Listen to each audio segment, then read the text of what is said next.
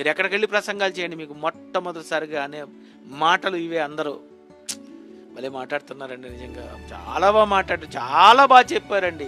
చూసారండి, ఎందుకు చాలా బాగా చెప్పారు అంటున్నారు? అందుకే బైబిల్లో ఒక మంచి వచనం రాయబడి ఉందండి. కొలస్సీ పత్రిక 4వ అధ్యాయము 6వ వచనం చూద్దాం. ప్రతి మనుష్యునికి ఎలాగూ ప్రత్యుత్తరం ఇవ్వలనో అది బైబిల్లో ఉంది.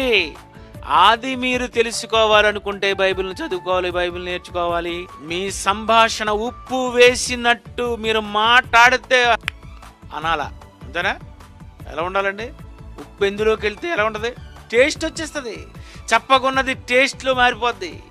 ఏ కర్రీలో ఎన్నేసి చూసినా నన్నేసి చూడండి అంటది లాస్ట్లో. నువ్వు ఎన్నేసినా మసాలా, లవంగి, దాల్చిన చెక్క, గసగసలు ఏమయ్యు లాస్ట్లో అంటది, ఒక్కసారి నాకు అవకాశం ఇయ్యు, ఒక్కసారి. నాకు అప్పుడప్పుడు అలాగే అనిపిస్తుంది ప్రసంగాల టైముల్లో.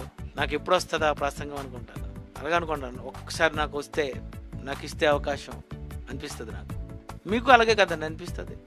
ఈ వాక్యం నేర్చుకున్న తర్వాత మీకేమనిపించింది అంటే, మీలో ఎంత రుచి ఉంది, మీలో ఎంత ఉప్పు ఉంది, మీలో ఎంత కళ్ళుంది, మీరు ఎంతమంది దగ్గరికి వెళ్ళి ఏమైనా సరే వాళ్ళకి చెప్పగానే వాళ్ళు వెంటనే భలే చెప్పారండి. మీరు ఎక్కడికి వెళ్ళి ప్రసంగాలు చేయండి, మీకు మొట్టమొదటిసారిగా అనే మాటలు ఇవే. అందరూ